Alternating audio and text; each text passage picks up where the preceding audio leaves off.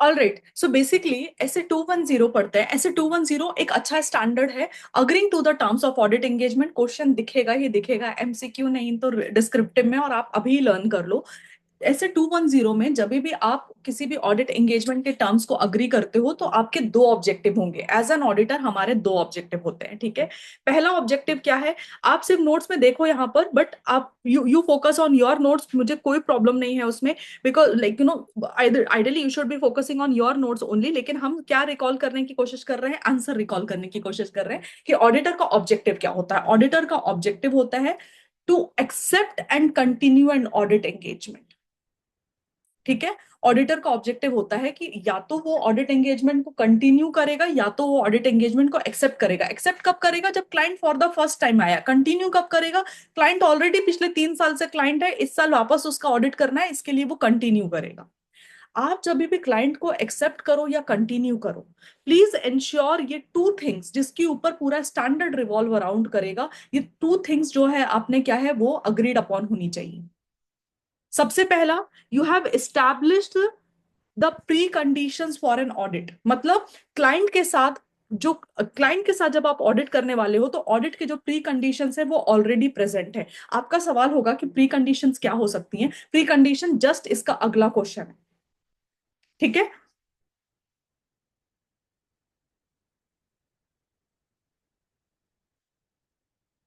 क्या बोला मैंने आपको? The objective of an auditor is to accept और continue the audit engagement only when the basis upon which it is to be performed is agreed. जब तक आपके ये बेसिस अग्रीड नहीं होंगे आप ऑडिट करने के लिए आगे नहीं जाओगे। मतलब उन्होंने क्या बोला कि आप सबसे पहले देखो कि मैं 210 में ना कुछ आपको प्री कंडीशंस दी है, वो प्री कंडीशंस प्रेजेंट होनी चाहिए। एंड दूसरा, आपके और क्लाइंट के बीच में कॉमन अंडरस्टैंडिंग होना चाहिए, किसके regarding? Regarding the terms of audit engagement. दो दो कीवर्ड्स है, आपको तुरंत रिपीट करना है इन योर माइंड, और you can repeat out aloud. The objective of an auditor is to accept and continue an audit engagement when the basis is agreed. What is the base? First, the preconditions for an audit are present, and second, there is a common understanding of terms and terms of audit engagement between you and the client. I'll repeat it again. The objective of an auditor is to accept or continue the audit engagement on the basis. What is the basis? The basis that the preconditions are present, and second, there is a common understanding between the client and common understanding of terms and engagement.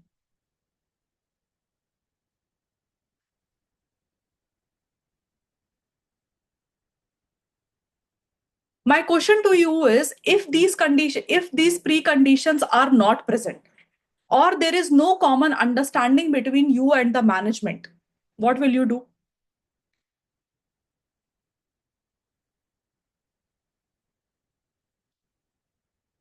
Guys, you can unmute and answer. What if these preconditions are not present, or there is no common understanding between you and the client? Do not accept the audit engagement. Simple. ये point नीचे भी लिखा हुआ है, like you know in your notes it is already given over there, but आपको conclusion मालूम होना चाहिए कि स्टैंडर्ड पढ़ क्यों रहे हो। सो what does it mean by you're not unable to unmute? Sorry, let me just allow you all to. All right, then what are these preconditions? इसका खुद का एक बढ़िया क्वेश्चन आता है, और ये स्टैंडर्ड इंटर के लेवल पे ही पूछा जाता है। फाइनल में even though it is there in their syllabus, but it is not asked in detail. Never 4 number question भी मैंने नहीं देखा है फाइनल के रिजल्ट, फाइनल के इसमें। बट आपको ये टॉपिक से क्वेश्चन डेफिनेटली आने वाले। प्री कंडीशन क्या होते हैं? सो प्री कंडीशन अगर आप देखोगे ना, try to scribble along with me guys, मैं बहुत फास्ट लिखने वाली हूँ, मतलब गंदी गंदी हैंडराइटिंग में भी at the same time. So there are two preconditions, ठीक है। प्री कंडीशंस पहला क्या होता है? Where whatever is your material, side में मार्जिन है वहां पर फटाक से ड्रॉ करोगे आप। प्री कंडीशन ऐसा ये होता है कि जो भी फाइनेंशियल रिपोर्टिंग फ्रेमवर्क है, ब्रैकेट में आप उसको इंड एस एएस लिख लो। फाइनेंशियल रिपोर्टिंग फ्रेमवर्क होना क्या होना चाहिए? एक्सेप्टेबल होना चाहिए। क्या होना चाहिए everyone? Financial reporting framework. Precondition क्या है? That financial reporting framework has to be acceptable, ठीक है। एंड दूसरा दूसरा प्री कंडीशन है कि you have obtained written agreement from management. Now ये रिटर्न अग्रीमेंट को आप ऐसे 580 के रिटर्न रिप्रेजेंटेशन के साथ में अभी कंफ्यूज मत करना, ठीक है। बट आप ये ध्यान रखो, very similar point two that this return agreement, क्योंकि ये टर्म्स ऑफ ऑडिट एंगेजमेंट की बात कर रहे हैं ना, तो वो बोल रहे हैं एंगेजमेंट लेटर की बात कर रहे हैं कि आप क्लाइंट से क्या करोगे, क्लाइंट से एक रिटर्न अग्रीमेंट ले लोगे। किस चीज का रिटर्न अग्रीमेंट? अनदर कीवर्ड आप इस पॉइंट पे ध्यान रखो, ये पॉइंट खत्म नहीं हुआ है। From management regarding their responsibility.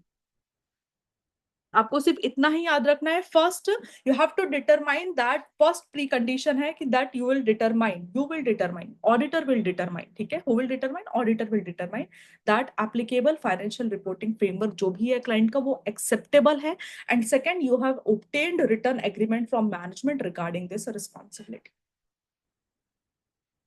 Now point B को, ये सब बच्चे ना एकदम ऐसे एक साथ ही 6-7 पॉइंट याद कर लेते हैं, ऐसा नहीं है। सुनो, पॉइंट बी का फर्दर उन्होंने एक्सप्लेन किया है कि रिटर्न अग्रीमेंट किस चीज का चाहिए आपको। तो रिटर्न अग्रीमेंट आपको, you want the written agreement for 3 things. First, client अपनी जिम्मेदारी, अपनी रिस्पॉन्सिबिलिटी एक्सेप्ट करेगा। कौन सी जिम्मेदारी? For preparation of financial statement as per AFRF। Client बोलेगा कि यस, मैं इंडियस को फॉलो करते हुए, मैं अकाउंटिंग स्टैंडर्ड को फॉलो करते हुए फाइनेंशियल स्टेटमेंट प्रिपेयर करेगा। या फिर क्लाइंट बोलेगा that client will exercise internal control. Client will exercise internal control. Guys, when you don't have anything to say ना, आप उस टाइम पे खुद को म्यूट कर लो, तो क्या होता है ना, बाकी बच्चों को बैकग्राउंड नॉइज नहीं आता। And whenever you want to say anything you can unmute and talk, right. Client will exercise internal control. किस चीज का internal control? So that the financial statement are free from material misstatement, ठीक है। Client के जो financial statements है वो उसमें मिस स्टेटमेंट नहीं है ड्यू टू एनी फ्रॉड या एरर। उससे प्रिवेंट करने के लिए क्लाइंट को ही इंटरनल कंट्रोल लगाना है। क्लाइंट आपको लिख के देगा कि yes yes I am accepting my responsibility as per SA 210. And last, client will provide certain things. Client will provide you what? Client will provide you information such as records, documents, any additional information that you may request, or last में unrestricted access of a person to within the entity. to people within the entity, ठीक है। हो सकता है ना, आप client पे audit करने के लिए जाओगे तो आपको सेल्स के लोगों से बात करना है, HR के लोगों से बात करना है, ऑब्वियसली ना, बिकॉज डिफरेंट एरियाज के लिए different people are responsible, you want to access all those people, so client should will provide you that. उसके अलावा कुछ एडिशनल इंफॉर्मेशन मांगी वो भी क्लाइंट प्रोवाइड करेगा। रिकॉर्ड्स एंड डॉक्यूमेंट्स आपने क्लाइंट से मांगे वो भी क्लाइंट प्रोवाइड करेगा। क्लाइंट को बोलो लिख के दे बॉस मुझे कि तू इंटरनल कंट्रोल लगाएगा ताकि फाइनेंशियल स्टेटमेंट में कोई मिस स्टेटमेंट नहीं हो, वो मेरा रिस्पॉन्सिबिलिटी नहीं, वो तुम्हारा है, give me in writing. And then also उसके एक्नॉलेजमेंट ले लेना कि क्लाइंट विल अप्लाई AFRF, ठीक है, while preparing the financial statement. The point over here is, ये सारी चीजें करना कब है? ये सारी चीजें आप तब करोगे when you are preparing the engagement letter। ये सारे पॉइंट्स आपके एंगेजमेंट लेटर में आएंगे। इसके लिए मैंने बोला था कि ये रिटर्न अग्रीमेंट को ना आप ऐसे 580 के साथ में कंफ्यूज मत करना, क्योंकि आप अभी ऑडिट की एकदम बिगिनिंग वाली स्टेज पे हो। और जब आप ऑडिट के बिगिनिंग वाली स्टेज पर होते हो तब आप एंगेजमेंट लेटर बनाते हो, that acts as a agreement between you and client. उसमें आपको ये कंडीशन सेटिस्फाई करके चाहिए। अगर ये प्री कंडीशन सेटिस्फाई हो रही है तो एक्सेप्ट द एंगेजमेंट, राइट। क्या बोलती है पब्लिक? ठीक है। सो अगर आपको ये देखो, ICAI ना बहुत स्मार्ट है इस केस में, अभी ध्यान रखो। अगर आपको क्वेश्चन आया कि फॉर, अगर आपको डायरेक्टली क्वेश्चन आया what are the preconditions for an audit, they will give you some case scenario and they will ask you what are the preconditions of an audit that needs to be present, right. So आप top वाला answer लिखो। But अगर if they ask you what happens if the preconditions for an audit are not present, ठीक है, वो उनका language ही negative होगा. If the preconditions of an audit are not present, then the auditor shall discuss the matter with the management. Unless required by law regulation to do so, the auditor shall not accept the propose engagement. आप propose engagement accept नहीं करोगे. Can you please repeat this sentence? मैं सिर्फ इतना sentence बोल रही हूँ आपको. If the preconditions for an audit are not present, the auditors discuss the matter with the management, and unless required by law or regulation to do so, the auditor shall not accept the proposed audit engagement. Perfect. Now language देखो. Whatever you have read above, उसका same keywords को उन्होंने सिर्फ change कर दिया है. When the precondition, when the financial FRF, when the financial reporting framework is unacceptable, or the agreement of management is not obtained. आपको ऊपर दो कंडीशन थे कि अग्रीमेंट ऑब्टेन होना चाहिए एंड एफआरएफ एक्सेप्टेबल होना चाहिए. एफआरएफ एक्सेप्टेबल नहीं है और agreement you have not obtained, जिसमें मैनेजमेंट ने अपनी रिस्पॉन्सिबिलिटी एक्नॉलेज की है, तो देन ओके ना, don't accept the engagement. So same answer को आपको नेगेटिव लैंग्वेज में लिखना है, आप याद रखना उसमें. ठीक है, जस्ट सिंगल लाइन मत लिखकर if the preconditions are not present, client shall not, auditor shall not accept the proposed engagement. इतना नहीं, पूरा लिखो.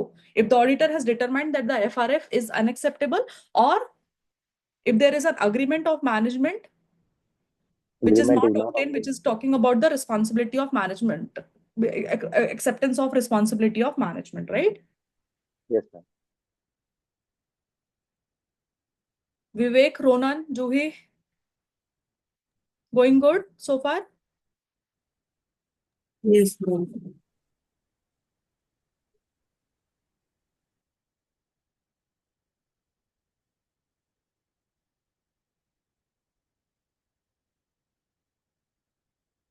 मैंने आपको कल वॉइस नोट में ये भेजा था ना कि एंगेजमेंट लेटर में क्या क्या चीजें इंक्लूडेड होनी चाहिए. आपने 210 का वॉइस नोट सुना क्या था? किसी ने क्या? You have? Can you please tell me, हर Siddhi, can you tell me what is the first one? Will you be able to unmute yourself?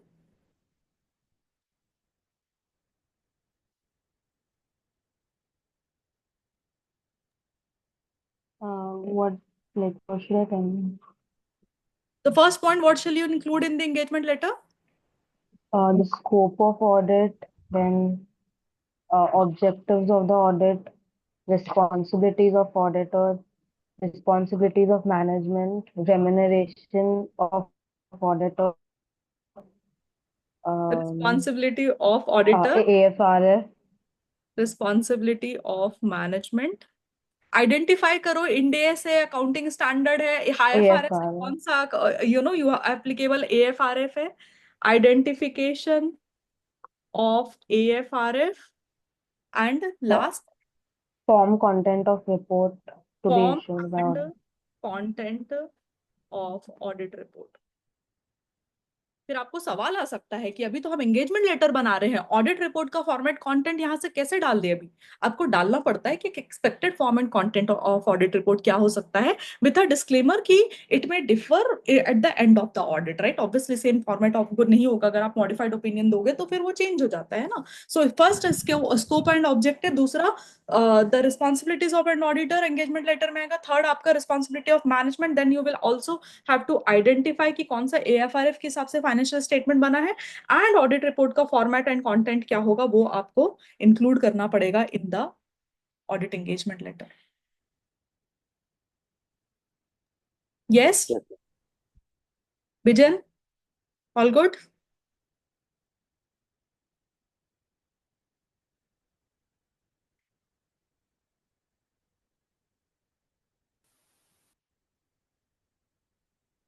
आप एंगेजमेंट लेटर बनाने के लिए जा रहे हो.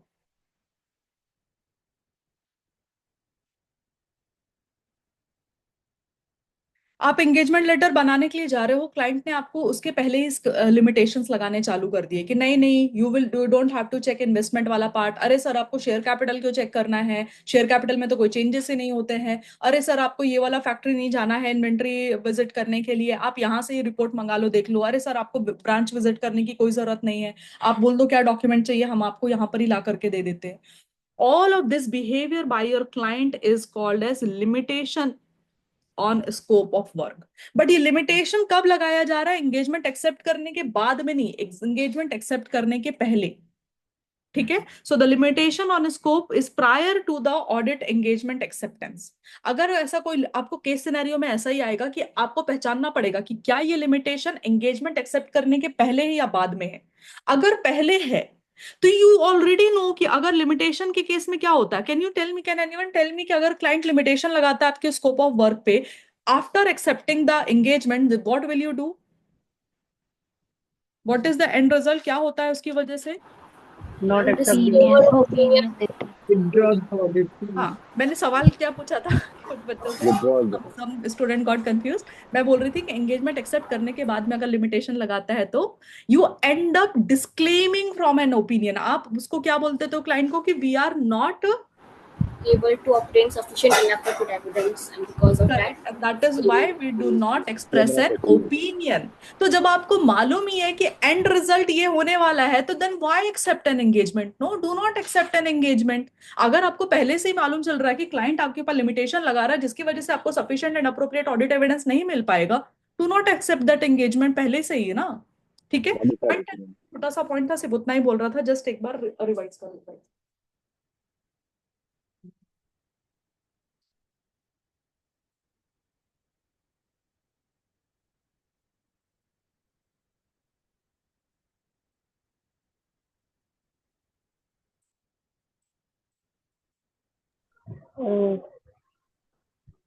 मैम यस, बोलो ना। मैम वो लिमिटेशन के ऊपर वाला एक पैरा है वो बताओगे? If law regulation prescribe in sufficient detail. हाँ मैम।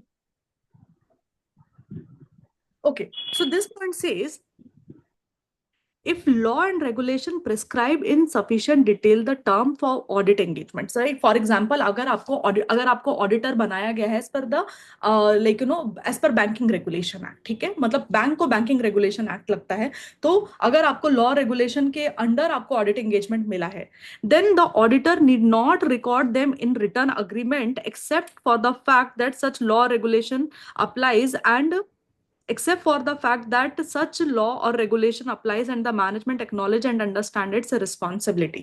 मतलब देखो क्या होता है ना, कुछ एक्ट के अंदर अगर सपोज आपको कोई पर्टिकुलर लॉ फॉलो करके ऑडिट करना पड़ रहा है, जैसे कि बैंकिंग रेगुलेशन एक्ट हो गया। अभी बैंकिंग रेगुलेशन एक्ट में सपोज ऐसा है कि आपके टर्म्स ऑफ ऑडिट एंगेजमेंट क्या होंगे, मैनेजमेंट की रिस्पॉन्सिबिलिटी क्या होगी, ऑडिटर की क्या रिस्पॉन्सिबिलिटी होगी, ये सारी चीजें ऑलरेडी दी हुई है, ये सारी चीजें ऑलरेडी एक्ट में ही मौजूद है, और क्लाइंट भी वो चीज एक्सेप्ट कर रहा है, ऑडिटर भी वो अपनी रिस्पॉन्सिबिलिटी एक्सेप्ट कर रहा है, तो देन इन दैट केस आपको अलग से ऑडिट एंगेजमेंट लेटर बनाने की जरूरत नहीं है रिटर्न अग्रीमेंट लेने की। बट अगर नहीं हो रहा है, the act doesn't give all of that, या तो फिर act gives but management doesn't acknowledges, like you no, तो देन आप उस केस में आप उससे अग्रीमेंट ही बना करके ले लेना एंगेजमेंट का। Done?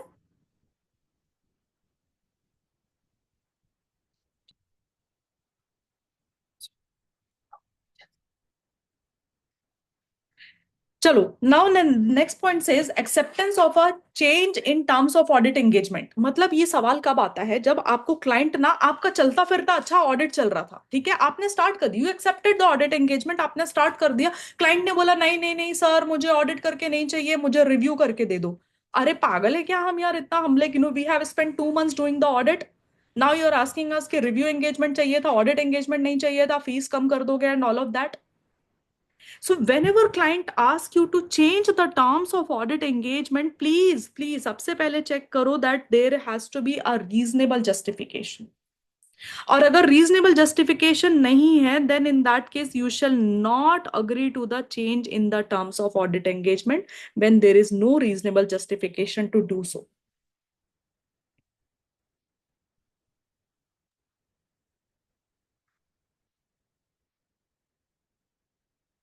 Can you please tell me, I'll just name the kids, आप उसके हिसाब से आंसर करना। खुशी, can you tell me in what circumstances client आपको बोल सकता है terms of audit engagement change करने के लिए?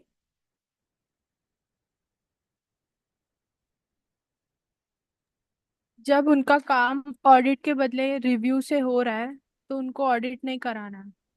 ऑडिट नहीं करवाना है, सो अगर a change in circumstances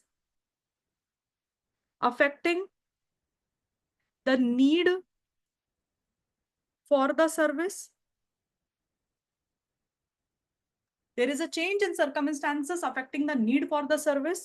ये change क्यों हो रहा है? ये terms of engagement change क्यों हो रहा है? It is resulting from. Riddhi, can you tell me the second reason why?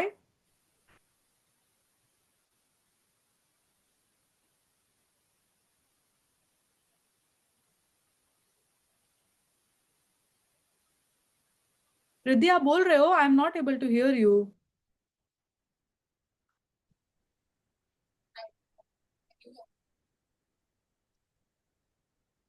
चलो, केशव एंड विश्वेश ने आंसर कर दिया. You will answer the next one. If there is a misunderstanding, there is a misunderstanding as to nature of audit. ठीक है, there is a misunderstanding as to nature of audit. इसकी वजह से भी client आपको बोल सकता है कि आप you should, for example misunderstanding as to nature of audit कैसे हो सकता है? आपके सिलेबस में ना एक ऐसे 800 अभी आपको एप्लीकेबल नहीं होता, सीए फाइनल पे होता है. ऐसे 800 जो होता है ना, वो एक ऑडिट ही है, लेकिन स्पेशल पर्पस फ्रेमवर्क की वजह से. मतलब किसी कोई कोई पर्टिकुलर कॉन्ट्रैक्ट है क्लाइंट का, आपके क्लाइंट का किसी किसी क्रेडिटर के साथ में पर्टिकुलर कॉन्ट्रैक्ट है, एंड उस कॉन्ट्रैक्ट के हिसाब से जो टर्म्स लिखे गए उसके हिसाब से उसको उसने फाइनेंशियल स्टेटमेंट प्रिपेयर किया है क्लाइंट ने, और फिर क्लाइंट बोल रहा है ऑडिट करके दे दो. ऑडिट ही है, but as per special purpose framework है. आपने उसको जनरल पर्पस फ्रेमवर्क समझ लिया था, उसके हिसाब से एंगेजमेंट लेटर बना दिया. ठीक है, चेंज करना पड़ेगा आपको. So when there is a nature of audit is being misunderstood. Now Riddhi, can you tell me the third one? When there has been a restriction on the scope of audit engagement. Restriction on scope of audit engagement. ठीक है, and जब भी like whenever the management has imposed that or because of any other circumstances अगर restriction impose किया जा रहा है, तो client will tell you ना restriction impose कैसे करेंगे, but telling you you don't do certain things and you will end up changing the audit engagement letter, right? आपको change करना पड़ सकता है उस केस में. But the point is, what if you are not satisfied with the, हमने ऊपर क्या पढ़ा था, if you are not satisfied with the justification as such, then you shall not accept the terms of audit engagement. Yes, ma'am.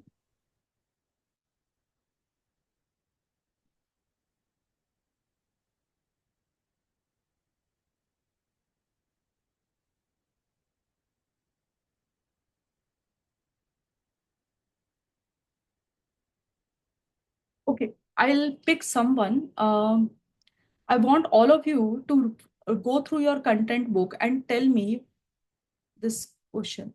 Anurag, will you be able to unmute yourself and answer? Yes, ma'am. Okay. There is a question in your books regarding this change in terms of engagement only, which is about what should auditor consider before agreeing to the change, before agreeing to change the audit engagement to the engagement providing lower level of assurance.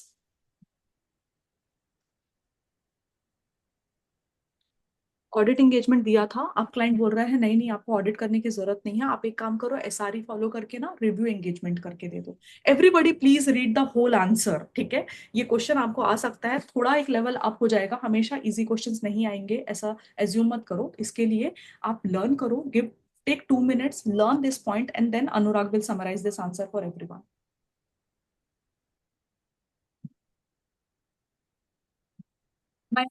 Will you be able to answer? Yes ma'am.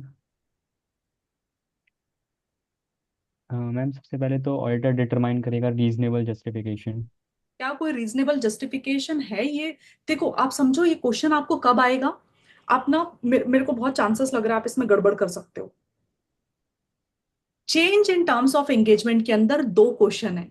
पहला है general change. Generally उन्होंने बोला है कि terms change करने हैं and the reason can be change in circumstances affecting the need, there is a misunderstanding as to the nature of audit, और there is a restriction imposed by the management. अगर ये वाला change आएगा तो आपका top वाला answer है इसके ऊपर में. ठीक है, बट अगर सवाल आपको ये आया कि चेंज करना है बट चेंज करने से ऑडिट जो है अभी lower level of assurance engagement में कन्वर्ट हो रहा है, देन इन दैट केस में ये आंसर करना है. So please highlight this, they are 2 different questions. ठीक है, केयरफुली आप आंसर करोगे. Now go ahead. Mayank? So ma'am first second, point you said that we have to determine कि क्या कोई रीजनेबल जस्टिफिकेशन है क्या लोअर लेवल ऑफ एश्योरेंस पे जाने के लिए, ठीक है? Then and second point is कि कोई लीगल एंड कॉन्ट्रेक्चुअल इम्प्लीकेशंस होंगे इस चेंज को। अगर ये चेंज कर रहे हैं तो उसकी वजह से कोई लीगल या कॉन्ट्रेक्चुअल ऑब्लिगेशन हो सकते, इम्प्लीकेशन हो सकते हैं क्या? Before accepting the change only you assess that. Yes ma'am. ठीक है, देन अगर यस है आंसर तो फिर perpetual so far for the audit. So use the work. So देखो ऑलरेडी दो यस महीना मैम। तो हो गया ना ऑडिट करते हुए, now they are asking you कि change it to lower level of assurance, तो 2 महीने जो काम किया वो सब वेस्ट क्या? No no no, we have no to ma'am. Determine अगर वही काम हम रिव्यू में भी यूज कर सकते हैं तो, राइट? अदर हम इतना स्टाफ रिसोर्स लगा के जो काम किया है we can not just waste it ना, तो use the work so perform so for the audit, like same audit procedure. And last, point ma'am, to avoid confusion तो हम रेफरेंस नहीं देंगे ओरिजिनल ऑडिट एंगेजमेंट में। ओरिजिनल ऑडिट एंगेजमेंट का, and दूसरा any procedures that you procedures, yes perform ma'am. As per the original audit engagement, ये दोनों का रेफरेंस नहीं जाएगा। Guys can you, yes. Did you all just learn this answer? हो गया by heart? Priyanka, Vivek, Juhi, Vishwesh? Yes, D. Yes, ma'am. Yes, ma'am. Perfect. हाँ, रुतुजा, ये question ना एकदम सॉलिड क्वेश्चन है। क्या बोलेगा कि आपको आपको ऐसा क्वेश्चन में आएगा कि your client is asking you to change the audit engagement to a lower level of assurance. अभी याद करो, ऑडिट में हम रीजनेबल अश्योरेंस देते हैं कि फाइनेंशियल स्टेटमेंट में मिस स्टेटमेंट नहीं है, ठीक है? फाइनेंशियल स्टेटमेंट में मिस स्टेटमेंट नहीं है, लेकिन क्लाइंट बोल रहा है नहीं नहीं नहीं सर, मुझे ना ऑडिट नहीं करवाना है, काम करो रिव्यू एंगेजमेंट कर दो। आप बोलोगे रिव्यू एंगेजमेंट क्या होता है? तो एक्चुअली ना ये सीए फाइनल में आप पढ़ोगे कि there are other different type of engagements होते हैं जो एक सीए फर्म जिसमें एंगेज होता है। एक तो ऑडिट होता है, एक रिव्यू होता है, एक रिलेटेड सर्विस होता है, एक अदर अश्योरेंस एंगेजमेंट होते हैं, ठीक है? तो जो अदर एंगेजमेंट होते हैं ना, उसमें हम कोई रीजनेबल अश्योरेंस नहीं देते, हम लोअर लेवल ऑफ अश्योरेंस दे रहे होते हैं। तो यार क्लाइंट अभी तक तो बोला था ऑडिट करेंगे, ऑडिट कर दो, ऑडिट कर दो, 10 लाख रुपए फीस ले लो, अब अचानक से बोल रहा है नहीं नहीं, हमको सर एक काम करो 2 लाख रुपए ले लो और 8 लाख से फीस कम कर देते हैं और आप रिव्यू एंगेजमेंट करके दे दो। मेरा नीड चेंज हो गया। So when ever they say something like this to you Rutuja, आप सबसे पहले देखो कि whatever reason they are giving to you वो रीजनेबल होना चाहिए।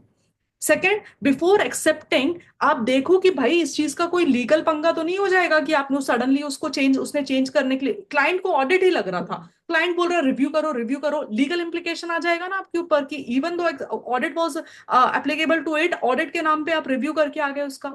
एंड थर्ड, आपने ऑलरेडी एंगेजमेंट एक्सेप्ट कर लिया था, काम करना आपने चालू कर दिया था, देन योर क्लाइंट टोल्ड कि बॉस एक काम करते हैं ना, रिव्यू करके दे दो ना लोअर लेवल ऑफ अश्योरेंस। तो ये जो 2 महीने आपने काम किया है, आपकी टीम ने काम किया, वो तो सब वेस्ट हो जाएगा ना। तो चेक करना पड़ेगा आपको कि whether you can use the same work performed for the new engagement. कुछ ना कुछ ऑडिट एविडेंसेस वगैरह जो आपने निकाले हैं वो रिव्यू एंगेजमेंट में भी काम आ जाएंगे। एंड लास्ट, जब आप ऑडिट रिपोर्ट बनाओगे ना, तो सॉरी रिव्यू रिपोर्ट बनाओगे ना, तो जब रिपोर्ट बनाते हैं ना, तो हम हमेशा देते हैं, रेफरेंस देते हैं कि हमने क्या ऑडिट प्रोसीजर लगाया, कौन से स्टैंडर्ड्स ऑन ऑडिटिंग फॉलो किए। तो वहां पर फिर आप ऑडिट के नाम से मत लिख देना कि नहीं नहीं हमने स्टैंडर्ड्स ऑन ऑडिटिंग परफॉर्म किए, डोंट डू दैट, बिकॉज अभी आप रिव्यू कर रहे थे तो आपको रिव्यू स्टैंडर्ड्स फॉलो करने पड़े होंगे, राइट? और कोई ऑडिट प्रोसीजर जो आपने ओरिजिनल ऑडिट एंगेजमेंट में लगाई थी उसका रेफरेंस मत दो, क्योंकि रिव्यू प्रोसीजर्स में ना वो सारे के सारे ऑडिट प्रोसीजर्स काम नहीं आते हैं। Correct. So that people don't get confuse कि भैया ये ऑडिट किया है कि रिव्यू किया है, क्योंकि रिव्यू किया है तो ऑडिट की बातें क्यों लिखनी है? ऋतुजा क्लियर ना हो थोड़ा? क्या बोलते हो? हाँ, अभी ये क्लास के बाद में 210 क्लास के बाद में ज्यादा बड़ा रिकॉर्डिंग नहीं है, छोटा छोटा 5-10 मिनट का रिकॉर्डिंग दिया है, एक बार वापस जाके सुनना। If you are attending a live class then don't go through this recordings again, ये आपका समय व्यर्थ होगा। तो अगर ये क्लास होने के बाद में ना आप वहां पर जाना इसमें वॉइस रिकॉर्डिंग में, और वहां से रिवाइज करना, टाइम भी बचेगा आपका, ठीक है? चलो, सवाल ये है कि आपको नहीं पसंद आ रहा है, क्लाइंट बोल रहा है फीस कम कर देंगे, ऑडिट नहीं करना, रिव्यू नहीं करना, बोलो पागल है क्या? वैसे तो ऐसा बोलना नहीं है क्लाइंट को पागल है क्या एंड ऑल दैट। सुनो मेरी बात, विड्रॉ कर लो फ्रॉम दैट एंगेजमेंट अगर पॉसिबल है तो। एंड वेन एवर विड्रॉ करते हो ना आप, विड्रॉल करते हो तो हमेशा देख लो कि भाई कोई लीगल लाइबिलिटी तो नहीं है, कोई कॉन्ट्रैक्चुअल ऑब्लिगेशन तो नहीं है जो हमको फुलफिल करना पड़ेगा। एंड ऑल्सो हो सकता है कि आपको TCWG एंड अदर पार्टीज को या ओनर जिसने आपको अपॉइंट किया है उन लोगों को रिपोर्ट भी करना पड़े कि भाई आप विड्रॉ कर रहे हो फ्रॉम दैट एंगेजमेंट। करेक्ट। चलो, coming to the last question of ऐसे 210। देखो, आप ना थोड़ा सा डर मत जाना एग्जाम में, ऐसे इतना छोटा सा आंसर पूछने के लिए इतना बड़ा क्वेश्चन पूछता है। What are the recourses available to the auditor in situation of non-agreement to a change in terms of engagement and the lack of permission from the management to continue the original engagement?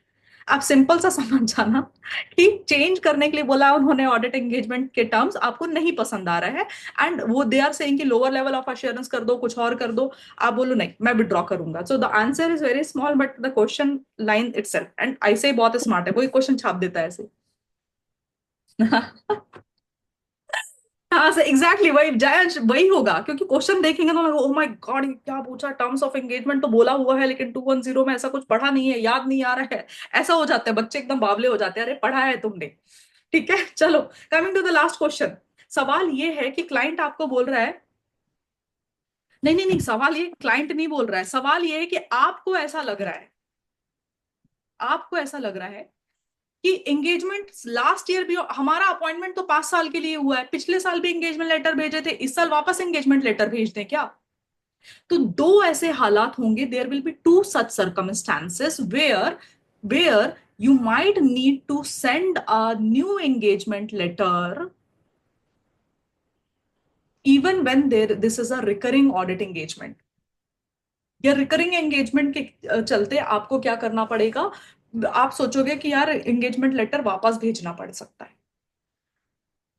Priyanka, can you tell me what will be the two positions, two conditions where you might need to send the engagement letter again to the client?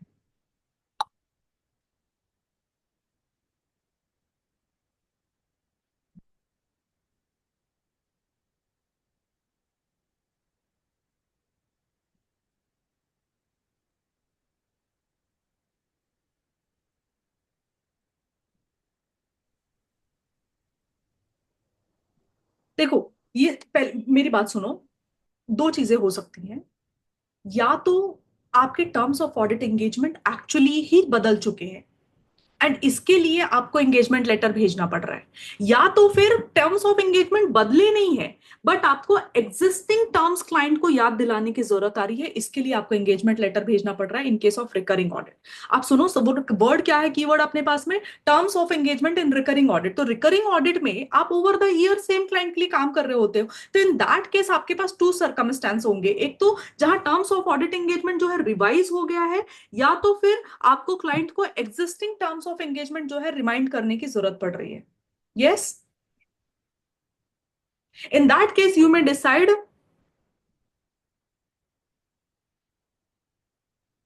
कि मुझे audit engagement letter भेजना पड़ेगा। So will take the first point from Rutuja, अगर आपके और client के बीच में कुछ मिसअंडरस्टैंडिंग हो गई है in terms of engagement, so there is a indication, आपको एक इंडिकेशन मिला है कि entity misunderstood the The objective objective and scope of audit. and scope of audit. Vishwesh, can you tell me the second one?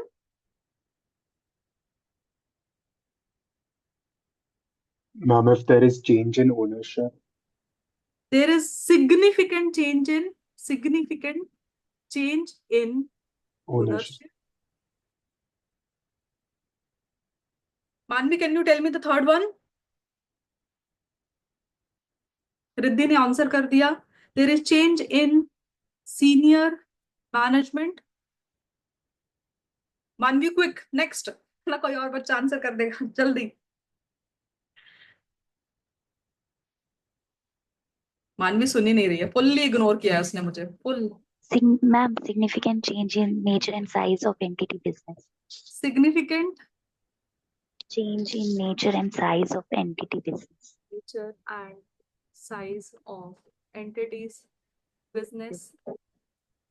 There is change in Rutushangin answer, change in legal and regulatory requirements, or there is change in FRF change adopted in in FRF Changing adopted in other reporting requirements. Other reporting requirement changes. Any revised or special terms of the audit engagement. Or there is a revision in Special terms of the audit engagement. Revision in terms of audit engagement. ठीक है, ये answer ना 210 का सबसे easy answer है, सारे बच्चों को याद हो जाता है प्लीज, लेकिन सारे पॉइंट याद रखना और स्पेशली याद रखना कि in which two places you have use the word significant, क्योंकि ओनरशिप ऐसा नहीं है कि 1% से भी ओनरशिप चेंज हो गया तो आप terms of audit engagement change करना है. It has to be significant change. जैसे एक बार हुआ था क्रेडिट स्विस को यूबीएस बैंक ने एक्वायर कर लिया, अभी ये it's a significant ownership change. तभी या अभी 5% से एंटिटी का सेल्स बढ़ गया, आप नया एंगेजमेंट लेटर लिखने लगे. नहीं नहीं नहीं, there has to be a significant change in the nature and the size of entity's business. ठीक है, एंड बाकी जगह पर सिर्फ नॉर्मल चेंज है. जैसे सीनियर मैनेजमेंट में चेंज हुआ वो रीसेंट चेंज होना चाहिए. लीगल रिक्वायरमेंट में चेंज हुआ वो भला ही एक वर्ड का भी चेंज है, अगर आपके ऑडिट एंगेजमेंट में उसका इंपैक्ट आ रहा है तो आपको करना पड़ेगा. वहाँ लीगल रिक्वायरमेंट में कभी भी सिग्निफिकेंट वर्ड नहीं देखा जाता है, ना ही एफआरएफ में कभी भी सिग्निफिकेंट वर्ड देखा जाता है. अदर रिपोर्टिंग रिक्वायरमेंट, क्योंकि ये सब लीगल रिक्वायरमेंट होती है. Right. Akash acquired by Byju's. Yes, अभी बायजूस के तो हालत ही खस्ते चल रहे हैं यार. एनीवे चलो, the point here over here is कि हमारा 210 फिनिश हो गया है. तो can you please take 2 minutes, because उसके बाद मुझे बहुत ही धुआंधार हालत में क्या लेना पड़ेगा, SQC1 एंड ऐसे 220.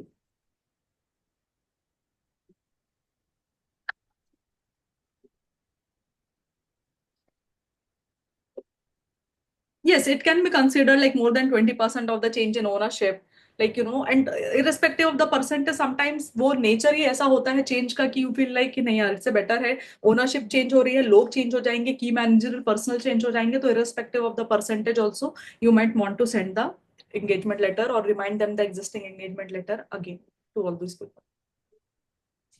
I'll pause the recording, take your time.